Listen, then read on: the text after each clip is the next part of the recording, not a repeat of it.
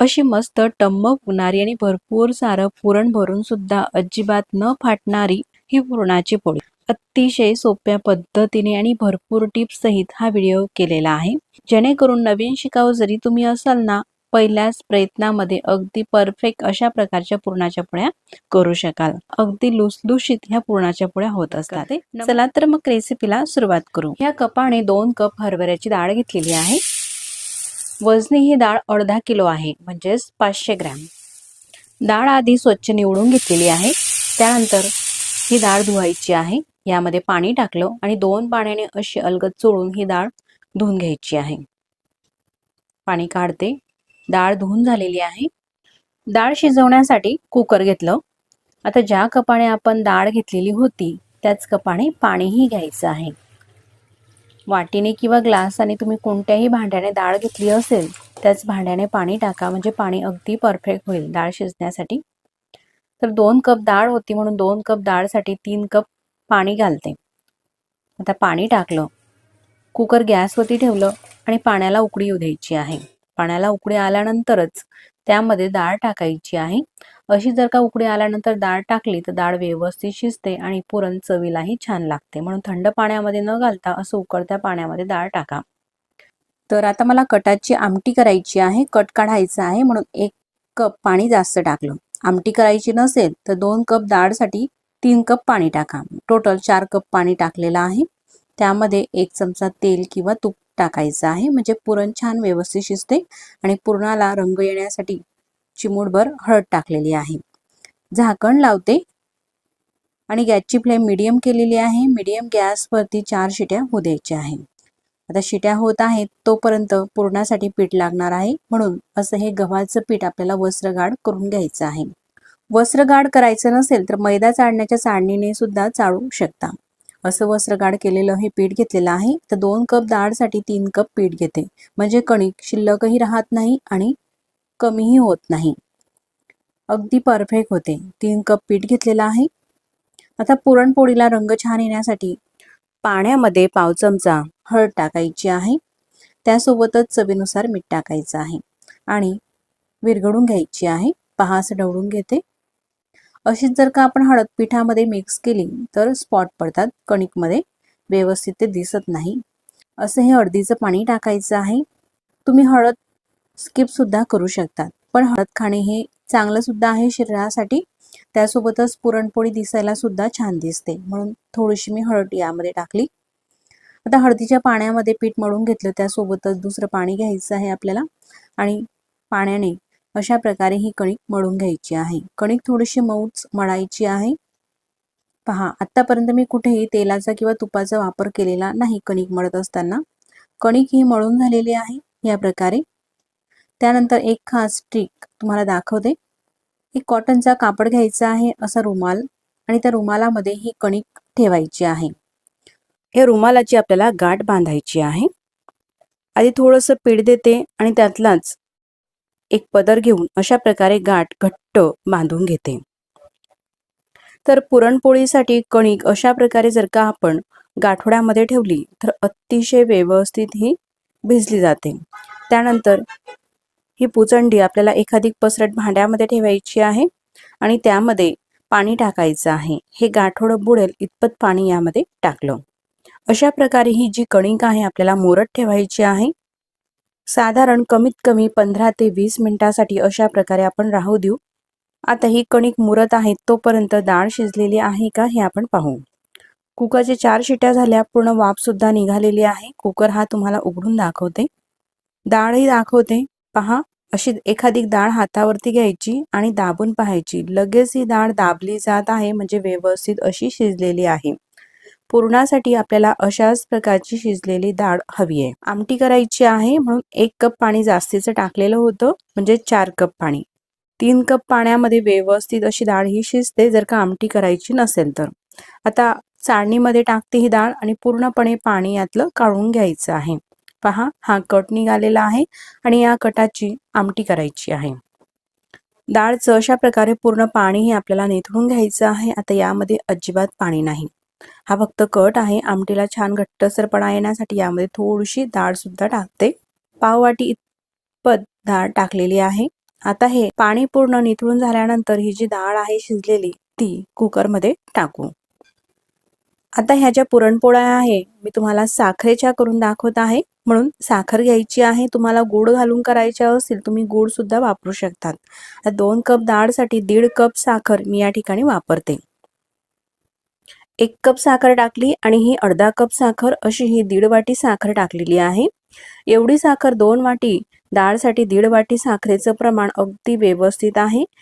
एवढ्या प्रमाणात तुम्ही साखर वापरली तर पुरण हे कमी गोड सुद्धा होत नाही, म्हणजेच फिकही होत नाही आणि जास्त गोडही होत नाही। साखर पूर्णपणे डाळ मध्ये मिक्स करून घेते।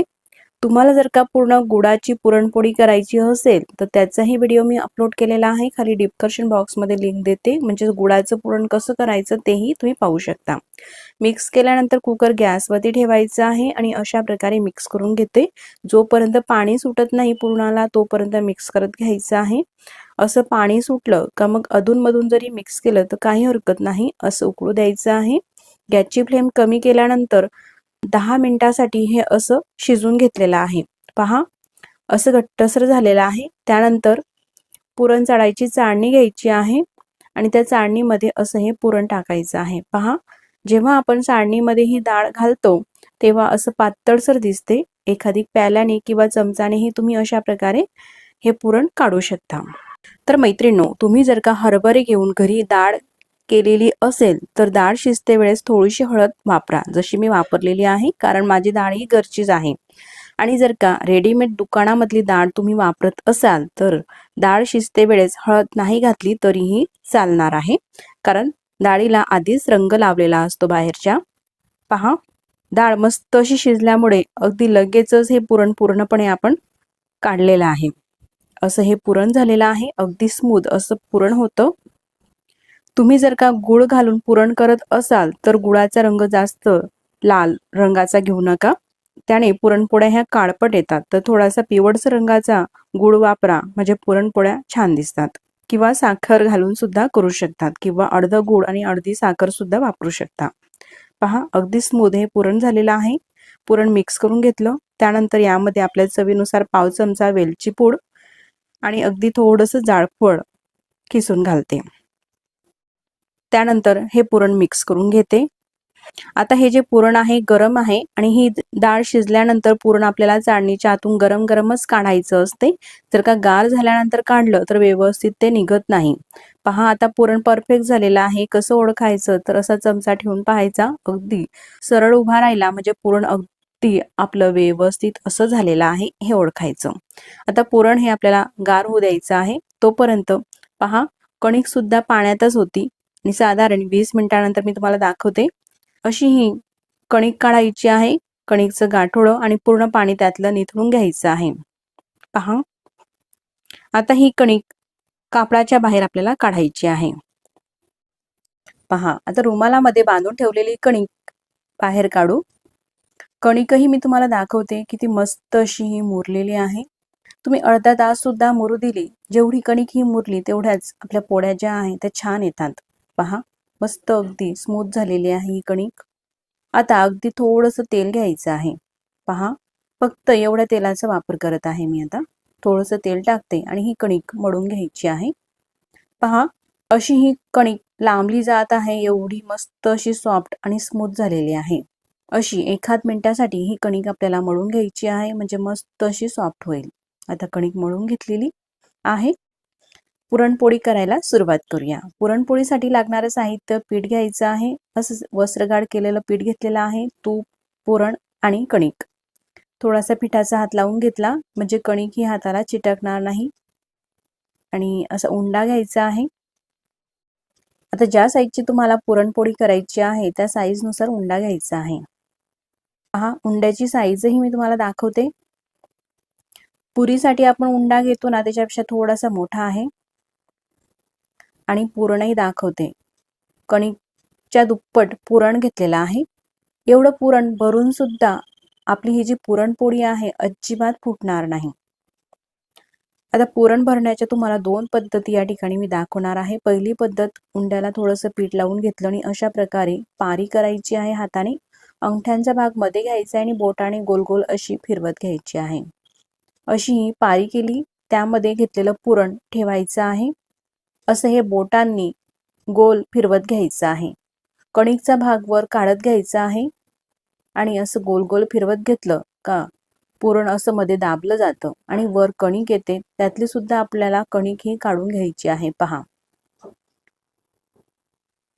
चपट करायचं आहे आणि आता हा उंडा पिठामध्ये बुडून घेऊ. एक्स्ट्राचं राहिलेलं पीठ सगळं आपल्याला काढून घ्यायचं आहे. पुरणपोळी लाटण्यासाठी आपल्याला जास्त पिठाचाही वापर करायचा नाही. पहा, सगळं पीठ एक्स्ट्राचं निघालेलं आहे. आता आपल्याला पुरणाची पोळी ही लाटायची आहे.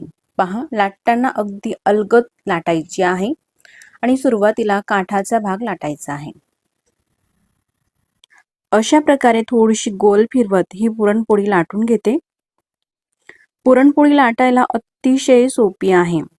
ही पुरणपोळी कुठेही फुटत नाही जर का पीठ आपण अशा प्रकारे वस्त्रगाढ करून घेतले तर. पहा, अगदी सहज आपण मस्त गोलाकारामध्ये ही पुरणपोळी लाटलेली आहे. कुठेही पुरणपोळी फुटलेली नाही. अशी एक साईडने सुद्धा तुम्ही लाटू शकता किंवा ही पुरणपोळी अशी उलट पालट करून हाताने अशा प्रकारे सुद्धा लाटून घेऊ शकता. पहा, उचलायलाही अतिशय सोपी जाते, कुठेही फुटत नाही. अशा प्रकारे पलटून सुद्धा लाटू शकता आपण ही पुरणाची पोळी. आता पुरणाची पोळी ही लाटून घेतलेली आहे.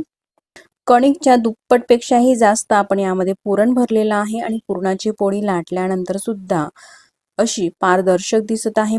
पुरण दिसत आहे तुम्हाला यातलं, तरी सुद्धा ही पुरणपोळी अजिबात फुटणार नाही. पुरणाची पोळी लाटत असताना गॅसवरती तवा सुद्धा गरम करायला ठेवलेला होता. तवा गरम झालेला आहे. गॅसची फ्लेम मोठीच ठेवायची आहे आणि मोठ्या फ्लेमवरती ही पुरणाची पोळी अशा प्रकारे टाकायची आहे. पोळीला अशा प्रकारे थोडेसे बबल्स आलेले आहे. त्यानंतर पलटून घ्यायची आहे. पहा, गॅसची फ्लेम मोठीच आहे. पुरणाची पोळी ही मस्त फुगायला लागलेली आहे. अगदी काठापासून पूर्ण अशी ही फुगलेली आहे. अशा प्रकारे पूर्ण ही फुगल्यानंतर थोडंसं तूप किंवा तेल लावायचं आहे. तर या ठिकाणी मी तूप लावते, साजूक तूप. त्यानंतर पुरणपोळी ही पलटून घेते. पहा, दोघं बाजूंनी मस्त अशी ही पुरणाची पोळी फुगत आहे. तेल किंवा तूप यापैकी तुम्हाला काही लावायचं नसेल तर अशा प्रकारे सुद्धा तुम्ही शेकून घेऊ शकता ही पुरणाची पोळी. पहा, काय मस्त रंग आलेला आहे पुरणाच्या पोळीला आणि किती मस्त दिसत आहे. गोल गरगरीत टम्म फुगलेली अशी ही पुरणाची पोळी, मऊ लुसलुशीत. पुरणाची पोळी शेकून झालेली आहे. पोळीला कुठेही चटके लागलेले नाही किंवा फुटलेली सुद्धा नाही. मस्त रंगाची अशी ही पुरणाची पोळी तव्यावरून काढून घेतलेली आहे. पहा, मीडियम पेक्षा थोड्याशा मोठ्या साईजची ही पुरणपोळी आपली तयार झालेली आहे. उलट पालट करून दाखवते. अशाच प्रकारे एक नाही तर सगळ्याच पुरणपोळ्या आपल्या ह्या फुगणार आहे. पहा, दुसरी सुद्धा पुरणाची पोळी अशी मस्त ही फुगत आहे. आता तुम्ही नवीन शिकाऊ असाल, तुम्हाला अशा प्रकारे पारी करून जर का पुरण भरता जमत नसेल तर कशा प्रकारे पुरण भरायचं तेही आपण पुढे पाहूया. तर ह्या पद्धतीने मी काही 5 ते 6 पुरणाच्या पोळ्या ह्या केलेल्या आहे. आता यापेक्षाही सोप्या पद्धतीने मी तुम्हाला पुरणाच्या पोळ्या बनवून दाखवते. कणिकवरती असा ओलचा रुमाल हा राहू द्यायचा आहे. ओला रुमाल ठेवला तर यावरती पापुरता येत नाही आणि कणिक कडकही होत नाही. पहा, असा उंडा घेते. अगदी मऊसूत आहे ही कणिक. उंडा काढल्यानंतर झाकूनच ठेवायची आहे कणिक, म्हणजे छान मऊ राहते आणि पुरणाची पोळी कुठेही फुटत नाही. दुसरा सुद्धा उंडा घेतलेला आहे. उंडा असा गोल करून घेतला. त्यानंतर हा जो उंडा आहे पिठामध्ये बुडवून घेते. उंड्याची साईजही तुम्ही पाहू शकता. पीठ लावून घेतल्यानंतर लाटून घ्यायचं आहे. जशी आपण पुरी लाटतो ना, पुरीच्या साईजचं अशा प्रकारे ही पारी लाटायची आहे. पहा, अशी ही लहान पुरी लाटून झाली. त्यानंतर पुरण घ्यायचं आहे. पुरणही तुम्ही पाहू शकतात, कणिकच्या दुप्पटपेक्षाही जास्त पुरण भरत आहे. तर माझ्याकडे भरपूर पुरण भरलेली पुरणपोळी खायला आवडते, म्हणून मी जास्तच पुरण भरून ह्या पुरणपोळ्या करत आहे. पारीमध्ये हा पुरणाचा गोळा ठेवला. त्यानंतर अंगठ्याने हे पुरण आतमध्ये दाबायचं आहे आणि पारीवर खेचायची आहे अशा प्रकारे. त्यानंतर या बोटांनी असं गोलाकारामध्ये फिरवत घ्यायचं आहे. आधी सुद्धा तुम्ही कणिकचा उंडा पाहिला, लहान होता, पुरणापेक्षा खूप. त्यातला सुद्धा आणखी आपल्याला कणिक काढायची आहे. हाताला चिटकत असेल तर थोडंसं पीठ लावायचं आणि वर आलेली कणिक काढायची आहे. पहा, त्यानंतर हाताने चपट करून घ्यायचं आहे. आता पिठामध्ये बुडवते आधीप्रमाणेच. शिल्लकचं म्हणजे एक्स्ट्राचं राहिलेलं पीठ काढून टाकायचं आहे. जास्त पीठ लावून पुरणपोळी लाटायची नाही, पुरणपोळी ही वातळ होते. आणि अलगद हाताने आधी जशी आपण पुरणपोळी लाटली तशाच प्रकारे ही सुद्धा पुरणपोळी आपल्याला लाटायची आहे. तर मैत्रिणींनो, जे पीठ आहे मी लोकवान जातीच्या गव्हाचं पीठ घेतलेलं आहे. लोकवान जातीच्या गव्हाला जास्त चिकटसरपणा असतो आणि असं वस्त्रगाळ केलेलं पीठ आपण घेतलं ना, पुरणपोळी छान येते. हे तर आहेच, पण गहू सुद्धा लोकवान जातीचा घ्या किंवा तुमच्याकडे दुसऱ्या जातीचा गहू असेल, गव्हाचं पीठ असेल तर त्यामध्ये तुम्ही थोडासा मैदा मिक्स करू शकता. म्हणजे की 2 वाटी वस्त्रगाळ केलेलं गव्हाचं पीठ आणि 1 वाटी मैदा सुद्धा वापरू शकतात, जर का लोकवन जातीचा गहू नसेल तर. आता मी घेतलेला गहू हा लोकवन आहे, लोकवन गव्हाचं पीठ आहे, म्हणून यामध्ये मी मैदा घेतलेला नाही, फक्त गव्हाचंच पीठ आहे. पहा, पुरणपोळी ही लाटून झालेली आहे. तवा हा गरम आहे आणि गरम तव्यावरती पुरणाची पोळी टाकून शेकायची आहे. थोडा वेळ राहू द्यायची आहे आणि मग अशी पलटी करायची आहे. गॅस मात्र मोठाच ठेवायचा आहे. पहा, आधीच्या पुरणपोळीप्रमाणेच ही पुरणपोळी सुद्धा मस्त अशी फुगत असते. तुम्ही पारी करून पुरणची पोळी करा किंवा लाटण्याने लाटून पारी करून पुरण भरून अशा प्रकारची पुरणपोळी करा, मस्त फुगतेच ही पुरणाची पोळी. पहा, ही सुद्धा पुरणपोळी किती मस्त टम्म फुगलेली आहे.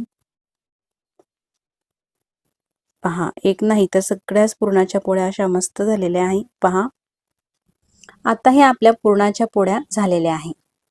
पुरणाच्या पोळ्या ठेवण्यासाठी अशा टोपलीचा वापर करा किंवा कापडावरती ठेवा, म्हणजे खालून गरम असल्यामुळे पाणी सुटत नाही आणि त्या ओलसरही होत नाही. पोळीचा पापुरता सुद्धा तुम्ही पाहू शकता किती पातळसर आहे.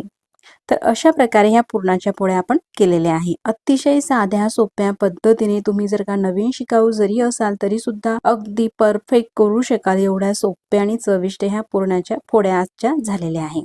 तर मंडळी, महाराष्ट्रामध्ये तर कुठलाही सणवार आला किंवा पाहुणे मंडळी आले का असा हा पुरणपोळीचा बेत केलाच जातो.